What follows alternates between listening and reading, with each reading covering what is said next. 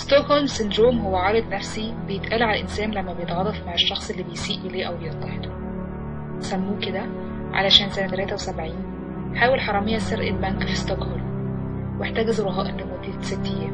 الغريب إن لما البوليس جه علشان يطلق سراح الرهائن رفضت تسيب الحرامية يتقبض عليهم. المعرضين لستوكهولم سيندروم هم ناس تعرضت للعنف والاستغلال النفسي والمادي، زي ضحايا الاختطاف، أسرى الحرب، والمجموعين. الدكاترة اكتشفوا إن الرعب اللي بيتعرضوا ضحايا الاضطهاد والإساءة بيسبب لهم حاجة بيسموها identification with the aggressor. العقل الباطن بتاع الضحية بيحسسه إنه لازم يرضي اللي أساء إليه وقمعه علشان يتجنب أذاه.